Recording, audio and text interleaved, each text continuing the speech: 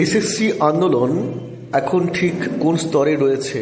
শুধু এসএসসি আন্দোলন নয়, 2016 সালের এসএসসির যারা আনটেন্টেড শিক্ষক ও শিক্ষাকর্মীরা রয়েছেন তাদের ভবিষ্যৎ ঠিক কোন জায়গাতে ঝুলে রয়েছে এ নিয়ে আলোকপাত করলেন শ্রদ্ধেয় যোগ্য শিক্ষক কৃষ্ণ গোপাল চক্রবর্তী। আসুন তার মুখ থেকে সরাসরি শুনে নিই এসএসসি সংক্রান্ত তার যাবতীয় নিবিড় পর্যবেক্ষণের কথা।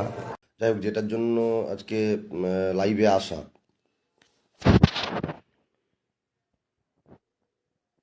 কেউ কি শুনতে পাচ্ছেন? আছেন? হ্যালো, লাইভে কেউ শুনতে পাচ্ছেন?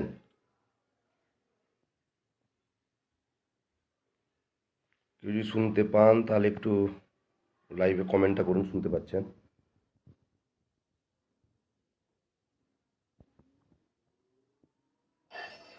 হ্যালো, শুনতে পাচ্ছেন? কেউ যদি শুনতে পান একটু লাইভে কমেন্টটা করবেন আর কি।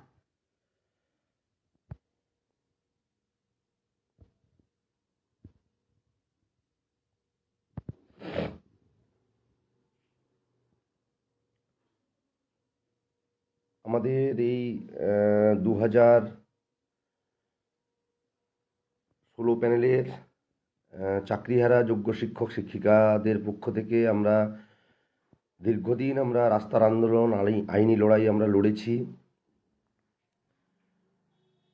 একটা 2025-এ স্কুল সার্ভিস কমিশন একটা open to all gazette publish করে পরীক্ষার ব্যবস্থা করেছিল এবং এক প্রকার অসম লড়াইয়ে বাধ্য করেছে আমাদের বসানোর জন্য। আমরা কি সমস্যা তৈরি হবে আমরা প্রত্যেকে বুঝতে পেরেছিলাম বলেই আমরা কিন্তু বারে বারে আমরা কমিশনের কাছে গেছি। 1 সেপ্টেম্বর কমিশনের অফিসে গিয়েছিলাম, তারপরেও ধারাবাহিকভাবে দুবার আমরা গিয়েছিলাম কমিশনের অফিসে যে এটা ভুল করছেন, এরকমভাবে করতে যাবেন না, তাতে সমস্যাটা আরও বাড়বে। আসলে যারা প্রকৃত অর্থে লড়াইটা লড়ে বা যে রকমের রাজনৈতিক খেলা চলছে তাতে সমস্যাটা বাড়বে আমরা বুঝতে পেরেছিলাম। তো সেই জায়গায় আমাদের জোরপূর্বক বসানো হয়েছে। এবারে বলবেন যে আপনি তো নিজে বলেছিলেন পরীক্ষায় হবে না, পরীক্ষায় বসবেন না, তাহলে বসলেন কেন? দেখুন, জীবন জীবিকার ব্যাপার,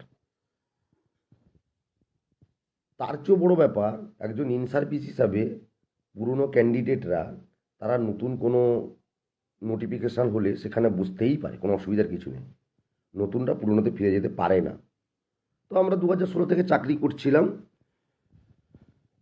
তো সেই জায়গায় দাঁড়িয়ে আমরা 2025-এর গেজেটে পরীক্ষায় বসছি, বুঝতেই পারি অসুবিধার কিছু নেই। এখন সমস্যাটা এমন জায়গায় গিয়ে পৌঁছেছে,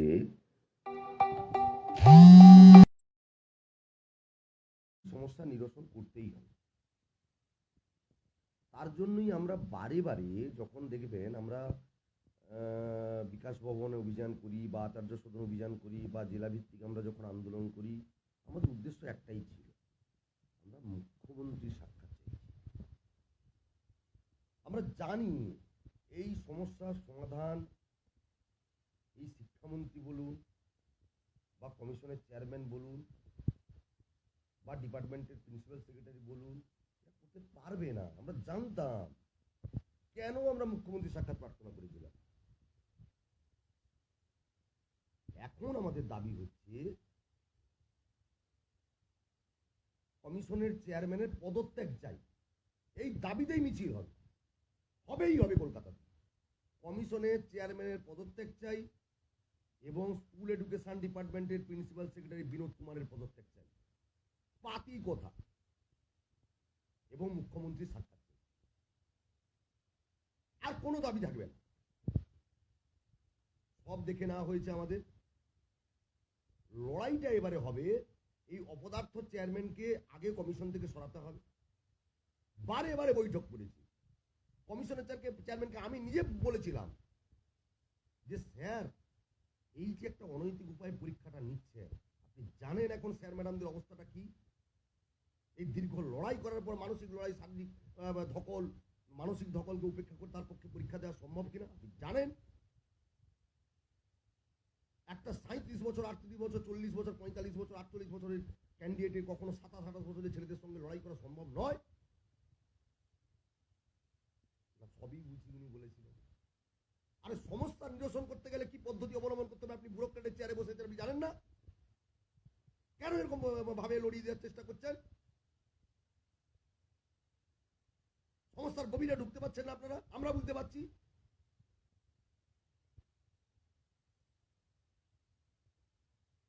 তার জন্য বারে বারে বলছি এই অপদার্থ চেয়ারম্যানকে আগে সরাতে হবে। এই দাবিতেই মিছিল হবে কলকাতায়। এডুকেশন ডিপার্টমেন্টের প্রিন্সিপাল সেক্রেটারি নিজে বলছেন আমি আইএস পরীক্ষা দিতে বলে আমি এখন পাস করতে পারবো না, এমনকি রাজ্যের সিভিল সার্ভিস পরীক্ষায় আমি উত্তীর্ণ হতে পারবো না। উনি বলছেন কি তারপরে কি করে বসিয়ে দিচ্ছেন অসম সংগ্রামে?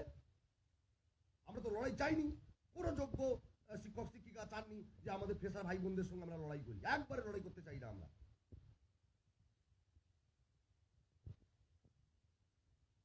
বারে বারে সেরকম একটা লড়াইয়ের জায়গায় আমাদেরকে নিয়ে গেছেন, আমরা চাইনি কখনো।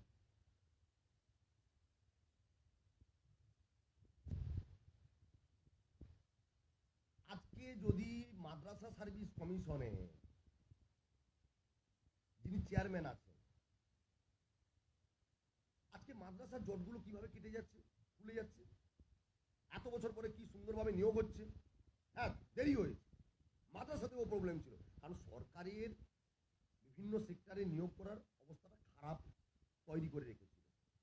আমাদের প্রশ্ন হচ্ছে যে মাদ্রাসা সার্ভিস কমিশনে যদি নিয়োগ সুন্দরভাবে আবার এত বছর পর খুলতে পারে, কেন স্কুল সার্ভিস কমিশন হবে না? কেন হবে না? কোথায় ওই প্রবলেমটা আছে? বারে বারে বলছি এই অপদার্থ চেয়ারম্যানকে সরাতে হবে, এই দাবিতেই মিছিল হবে এবার। এবং এডুকেশন ডিপার্টমেন্টের প্রিন্সিপাল সেক্রেটারিও সরাতে হবে। কেন পাচ্ছেন না আপনি? আপনি আইএস অফিসার হয়ে আপনি কেন পাচ্ছেন না? আমরা জানি যে এই সমস্যার সমাধান যদি করতে পারেন মমতা বন্দ্যোপাধ্যায় করতে পারেন, রাজ্যের মুখ্যমন্ত্রী। রাজ্যের মুখ্যমন্ত্রী করতে পারে। আমরা রাজ্যের মুখ্যমন্ত্রীর সাক্ষাৎ প্রার্থনা করছি, সোজা কথা বাবু, লাউড অ্যান্ড ক্লিয়ার। মুখ্যমন্ত্রীর সঙ্গে আমরা বসতে চাই, আর কারোর সঙ্গে বসবো না। অনেক বসা হয়ে গেছে, অনেক বসেছি আমরা, বহু জনের সঙ্গে বসা হয়ে গেছে, বহু মিটিং হয়ে গেছে, ব্রাত্য বসুর সঙ্গে মিটিং হয়ে গেছে, শিক্ষামন্ত্রী, একটা অপদার্থ শিক্ষামন্ত্রী, চেয়ারম্যানের সঙ্গে বৈঠক হয়ে গেছে, বিনোদ কুমার মহোদয়ের সঙ্গে বৈঠক হয়ে গেছে, সমস্ত সঙ্গে বৈঠক হয়ে গেছে। আমরা ওই বৈঠক করতে চাই না, আমরা সরাসরি মুখ্যমন্ত্রীর সাক্ষাৎ চাই। দেখি কলকাতাতে এই দাবিতেই মিছিল হয়, খুব শীঘ্রই আমরা কলকাতাতে মিছিল ডাকি। আমরা বারে বারে বলছি মুখ্যমন্ত্রী ম্যাডাম আপনি আমাদের সঙ্গে বসুন, আমাদের সমস্যাটা আপনি গভীরে আপনি একমাত্র ঢুকতে পারবেন, ঢুকলে আপনি সমস্যার সমাধান করতে পারবেন, আমাদের দৃঢ় বিশ্বাস আপনি পারবেন। কেন আপনি বসলেন না আমাদের সঙ্গে?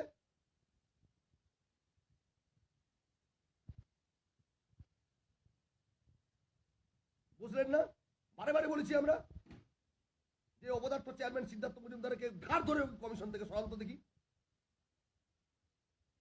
কাকে বসিয়েছেন ওইগুলো ব্যুরোক্রেটের চেয়ারে? আমরা চাইনি অসম লড়াইয়ে যেতে। আজকে বহু আমাকে একজন শিক্ষিকা ফোন করেছেন, হাজার মানে কয়েক শো শিক্ষক শিক্ষিকা ফোন করেন, কষ্ট হয় আমার, ঘুমাতে পারি না আমি। যাদবপুর ইউনিভার্সিটি থেকে ফিজিক্সের গ্রাজুয়েশন উনি করেছেন, যাদবপুর থেকে মাস্টার ডিগ্রি করেছেন ফিজিক্সে। তিনি গতবার 11, 12, 9, 10 দুটোতে পেয়েছিলেন। তিনি 11, 12 চাকরি ছেড়ে দিয়ে 9, 10 চাকরি করছেন, বারাসাতের কাছে একটা স্কুলে গিয়ে করছেন। ম্যাডাম বলছেন যে স্যার আমি সারা রাত 3 রাত আমি ঘুমাইনি, 72 ঘন্টা উনি ঘুমাননি, প্যানিক করে নিয়েছেন পরীক্ষাটাকে। তিনি পরীক্ষা দিতে গিয়ে বলছে স্যার আমি গোল করতে পারিনি, আমি আমার রোল নাম্বারটাকে আমি ওয়েমারে আমি গোল করতে পারিনি, গোল করতে পারিনি। দিয়ে তিনি তখন বলছেন যে আমি স্যার আমি পরীক্ষা হলে কি পরীক্ষার কোশ্চেনে আমি কি নিউমেরিক্যালের প্রবলেম আমি সলভ করবো, তো পরের কথা আমি আমার রোল নাম্বারটা আমি গোল করতে পারিনি, আমি 25-26টা নাম্বার আমি হয়তো পেতে পারি। তাহলে আজকে তিনি অযোগ্য হয়ে গেছেন। আর এই যে একটা পার্টি আছে রাজনৈতিক দল মানে সর্বহারাদের নাকি পার্টি, সর্বহারাদের, গরিব গুরব, খেটে খাওয়া, শ্রমিক, কৃষক, আদিবাসী, সংখ্যালঘু, তাদের নাকি প্রতিনিধিত্ব করে। আমি তাদের একজন যুবনে থেকে প্রশ্ন করেছিলাম ওই বিকাশ ভবন অভিযানের আমাদের এর দিন, যেদিন আমাদের ওই ধিক্কার সভা হয়, ওনাকে আমি প্রশ্ন করেছিলাম যুবনেতাকে। আমি বলছি আপনাদের পার্টি সোমনাথ চট্টোপাধ্যায়কে বহিষ্কার করতে পারে। আমি ওনাকে দুটো কোশ্চেন করেছি, আমি দুটো কোশ্চেনের উত্তর দিতে পারবেন আপনি? বলছে বলেন কি কোশ্চেন। আমি তখন ওনাকে বললাম যে আপনারা কেন এখনো, আপনি বলুন তো বিকাশ ভট্টাচার্য বড় লিডার না সোমনাথ চট্টোপাধ্যায় বড় লিডার? বলছে আপনি এরকম কেন কোশ্চেন করছেন? আমি বলছি আপনাকে যেটা বলছি আপনি সেটা উত্তর দেন না মশাই, আপনি তো টিভি চ্যানেলে গিয়ে খুব ভালো ভালো কথা বললেন, আপনার আমি বড় ফ্যান। তখন বলছে অবভিয়াসলি সোমনাথ চট্টোপাধ্যায় বড় লিডার। আমি সোমনাথ চট্টোপাধ্যায় যদি বড় লিডার আপনারা মনে করেন, সেই বড় লিডারকে যদি আপনাদের আলিমুদ্দিন স্ট্রিট থেকে যদি রাজ্য সম্পাদক বিবৃতি দিয়ে তাকে সরাতে পারে, বহিষ্কার করতে পারে, সোমনাথ চট্টোপাধ্যায় জীবনের শেষ দিন পর্যন্ত মাথার উপর থেকে জ্যোতি বসু ছবিটা সরায়নি। পার্টি বহিষ্কার করেছিল কিন্তু জ্যোতি বসুর ছবি সরায়নি। তাহলে কেন আপনার পার্টি বিকাশ ভট্টাচার্যকে সরাতে পারছে না? ঋতব্রত বন্দ্যোপাধ্যায় যে এখন তৃণমূলে গেছে, Ritabrata all India student federation of ইন্ডিয়ার জেনারেল সেক্রেটারি ছিল, বুদ্ধবাবু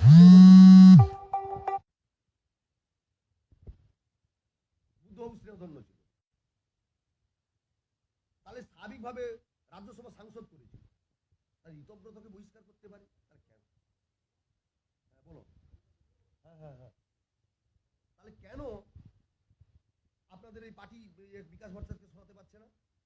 তখন আমাকে বললেন উনি আইনজীবী। আমি তখন তাকে বলছিলাম একটা রাজনৈতিক দল, তাতে শ্রমিক নেতা থাকে, তাতে কৃষক নেতা থাকে, তাতে ছাত্র নেতা থাকে, তাতে আইনজীবী, প্রফেশন যাই হতে পারে। আপনাদের প্রশান্ত ভূষণকে আপনারা সুপ্রিম কোর্টে লয়ার হিসাবে রাখবে এবিটিএ শিক্ষক সংগঠন যোগ্যদের চাকরি বাঁচানোর জন্য, আর আপনাদের লয়ার মানে আপনাদের পার্টি একনিষ্ঠ কর্মী নেতা তিনি যাবেন হচ্ছে ওলার ফট বলতে। কেন? মানে ব্যাপারটা হচ্ছে আমি কাকে গুরুত্ব দেব? বামপন্থীদের পক্ষ থেকে লয়ার রাখা হয়েছিল যোগ্যদের চাকরি বাঁচানোর জন্য, আর বামপন্থী লয়ার ছিল, বামপন্থীদের পক্ষ থেকে লয়ার রাখা ছিল যোগ্যদের চাকরি বাঁচানোর জন্য, আর বামপন্থী লয়ার ছিল ওলার ফট বলার জন্য, প্যানেল ক্যান্সেল করার জন্য।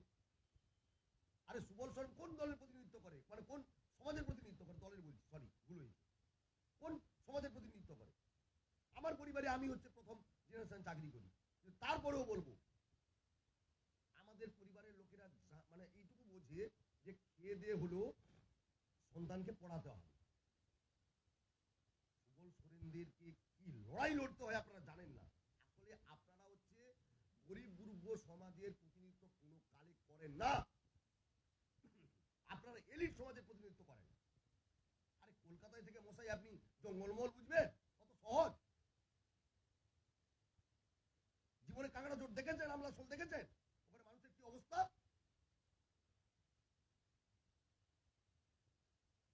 ওলার ফট বলে দাগিয়ে দিচ্ছেন।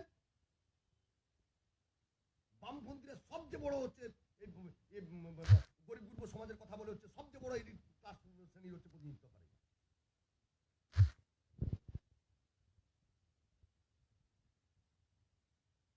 কেন আপনার পার্টি আলিপুর আমাকে, আমি যখন বললাম তখন বললো যে আপনি চলুন ওনার অফিসে, আমরা হচ্ছে কি রকম ভাবে আমরা প্রতিবাদ করি। আমি চাই আপনার প্রতিবাদ আমরা শুনতে চাই না। আপনারা নিজেরাই বলেন আপনার রেজিমেন্ট পার্টি, আপনারা বলেন ব্যক্তি আমাদের কাছে বড় জিনিস নয়, আমাদের কাছে দল বড়, পার্টি বড়। তার কেন পার্টি পক্ষ থেকে আলিমুদ্দিন স্ট্রিট থেকে রাজ্য সম্পাদক মোহাম্মদ সেলিম মহোদয় কেন বিবৃতি দিচ্ছেন না? ওই লোকটাকে বহিষ্কার করছেন না কেন? করুন, কালকে করুন, কালকে আপনার পার্টির কাছে যে বলবো না একদম আপনার পার্টি ঠিকঠাক পদ্ধতিতে চলছে। কেন পাচ্ছেন না? রাজনীতির ফায়দা তুলতে চাইছেন, আপনারা রাজনীতি করতে চাইছেন। আমরা আমরা কোনো রাজনৈতিক দলকে সুযোগ করে দিতে পারবো না। Loud and clear. আপনারা চাইছেন এই ইস্যু রাজনীতির ইস্যু।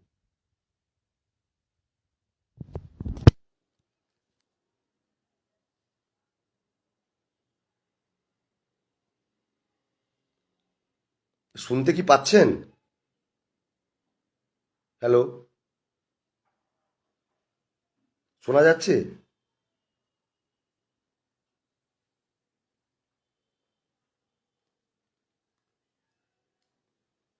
শোনা যাচ্ছে? এবারে শোনা যাচ্ছে কিনা বলুন দেখি, শোনা যাচ্ছে?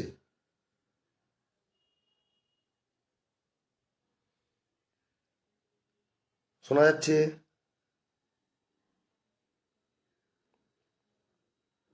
হ্যাঁ, সুব্রত বাবু, শোনা যাচ্ছে?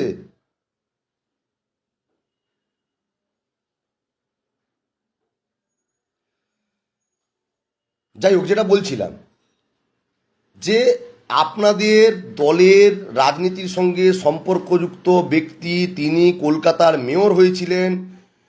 আমি যতটুকু জানি, ভুল জানা হতে পারে, ত্রিপুরা গভর্নমেন্টের যখন মানিক সরকার চিফ মিনিস্টার ছিলেন, তখন উনি হচ্ছেন অ্যাডভোকেট জেনারেল ছিলেন সরকারের। তো এত বড় বড় পোস্ট তিনি হোল্ড করেছেন,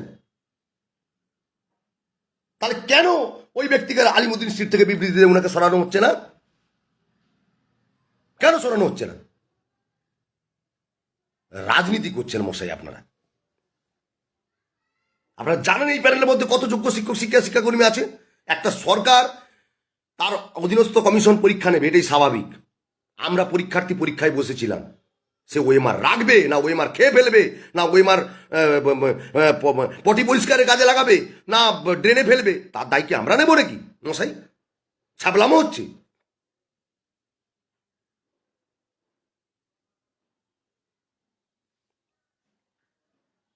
গরিব গুরব সমাজের প্রতিনিধিত্ব করে।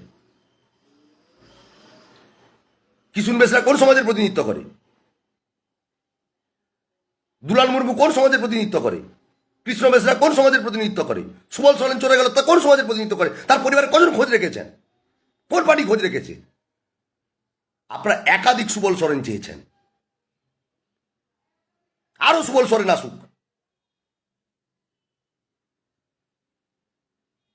সুবল সরেন এলে তার লাস্টায় আনন্দবাজারে বেরোবে, বর্তমানে বেরোবে, প্রতিদিনে বেরোবে, এই সময়ে বেরোবে, তার সন্তান কাঁদবে তার বাবা মায়ের লাশের উপরে। আর বাংলা তো ঘুমিয়ে গেছে। বাঙালিরা নাকি মানে খুব আন্দোলন লড়াই সেসব চলে গেছে। সেসব ক্ষুদিরামের জমানা, মাতঙ্গিনীর জমানা, বীরেন শাসমলের জমানা, হিম কানুনগর জমানা, এগুলো চলে গেছে। অনাথ বন্ধু পাজাদের জমানা, 31, 32, 33 তিনটা জেলা শাসককে মেরে দিয়েছিল এই Medinipur. Bengal, what Bengal things today, India things tomorrow, এগুলো হয়ে গেছে, এগুলো জমানা চলে গেছে। বাঙালি আর করতে চায় না, নিজের স্বার্থ নিয়ে বসে আছে। আজকে কিছুজন বলেন যে কি মানে কৃষ্ণগোপাল তুমি কেন আর তোমার দেখা পাচ্ছি না, তোমাকে আর তোমার সঙ্গে দেখা হচ্ছে না, বা তুমি কথা বলছো না। আরে কেন বলতে যাবো আপনাদের সঙ্গে কথা মশাই? আপনি যদি নিজেকে শিক্ষক মনে করেন, যেদিন বিকাশ ভবনে নির্বিচার লাঠিপেটা করলো, যেদিন শিক্ষককে লাথি মারলো, অমিত বাবুর মতো শিক্ষকের, যোগ্য শিক্ষককে লাথি মারলো, শুধু মেদিনীপুরের ছেলে, ঘাটলের ছেলে, কজন শিক্ষক গিয়েছিলেন আপনারা? কেন বন্ধ করতে পারলেন না? পশ্চিমবঙ্গ জুড়ে সমস্ত স্কুল বন্ধ করে দিয়ে বিকাশ ভবনটা যাই তো আমরা। আমাদের সহকর্মীরা ঘরে পড়ে মার খাচ্ছে। করেননি আপনারা, করেছেন, পাশে দাঁড়িয়েছেন। এখনো শুনতে পাচ্ছি এই 2025-এ কি হবে আমরা জানি না। আমি তো বারবার বলেছিলাম 2025-এর অতীত ছিল না, বর্তমান কি অবস্থা আমরা বুঝতে পেরেছি, এর ভবিষ্যৎ কি হবে আমি জানি না। ভবিষ্যতে নেই, আমি ধরে নিয়েছি। 2016 কেন প্যানেল ফিরবে না?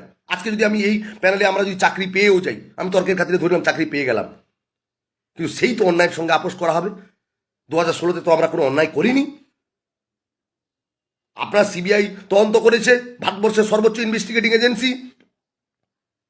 তাহলে সে যদি ইনভেস্টিগেশন করার পরে যদি তার ইনভেস্টিগেশনে খুশি না হয় বিচার ব্যবস্থা, তাহলে তাকে কেন ডেকে পাঠানো হচ্ছে না? আমরা সিবিআইকে পার্টি করিনি। আন্তর্জাতিক তদন্তকারী সংস্থাকে নিয়ে সে তদন্ত করান, কে বারণ করেছে?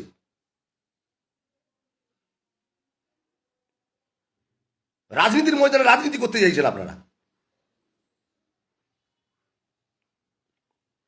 সরকার দুর্নীতি করেছে আমরা কি বলিনি একবারের জন্য? বারবার বলেছি সরকার দুর্নীতি করেছে। দুর্নীতির শাস্তি যে দুর্নীতি করেছে তাকে দিন। আপনি কে বারণ করেছে? দিতে বারণ করেছি আমরা?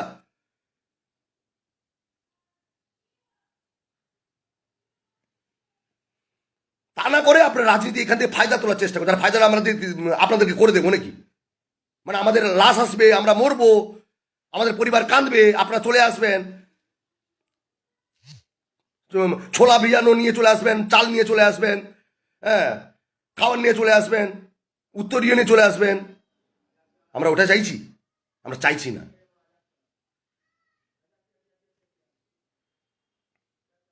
তাই একটা কথা বলছি যে এই সমস্যার সমাধান করতে গেলে যদি 2025, আমি বারে বারে বলেছি, আমি সমস্ত মিডিয়া পার্সোনালদেরও বলেছি, মাধ্যমে বলার চেষ্টা করেছি, 2025কে যদি রাখতে হয় সংশ্লিষ্ট বিষয়ে সর্বনিম্ন যে নাম্বারটা পেয়েছে যেই শিক্ষক শিক্ষিকা, তাদেরকে সর্বনিম্ন মার্কসটাকে কোয়ালিফাইং মার্কস ধরে আপনি সমস্ত চাকরি রাখুন, 50,000-60,000 ইনক্রিজ করুন, কে বারণ করেছে? কিন্তু না হলে আমরা বলছি, আজও বলছি, 2016 প্যানেলে যা ব্যাপার ঘটেছে, যারা দুর্নীতিগ্রস্ত তাদেরকে যখন আলাদা করে দেওয়া হয়েছে, কমিশন কেন আনটেন্টেডদেরকে চাকরি রাখার ব্যবস্থা করছে না? কমিশনের চেয়ারম্যানকে আমি যখন প্রশ্ন করি, আমি যখন যাই তখন ওনাকে প্রশ্ন করেছিলাম, আমি, স্যার আপনি বলুন তো, আমার পাশে যিনি বসে আছেন তিনিও ছিলেন আমাদের, আমি ওনার বয়স এখন 47, উনি তার নামটা কী করে এই বয়সে পরীক্ষাটা দিয়ে উনি চাকরিটা পাবেন?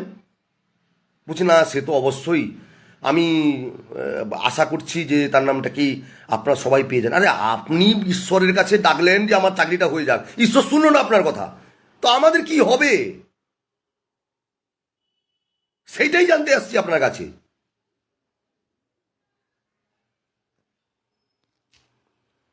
তাই একটা কথা বলছি, খুব শীঘ্রই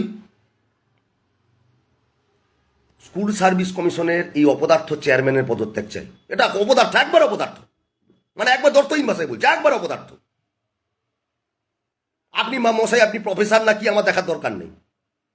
আপনি প্রফেসর হয়ে প্রফেসর হয়ে আপনি শিক্ষকগুলো রাস্তায় পড়ে মরছে, আপনি কেন করতে পারছেন না সমস্যার সমাধান?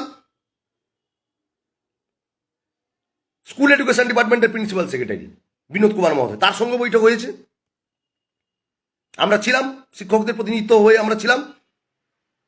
আমরা উনাকেও বলেছিলাম যে এইভাবে অসম লড়াই আমাদের পাঠাবেন না, উনি শোনেননি।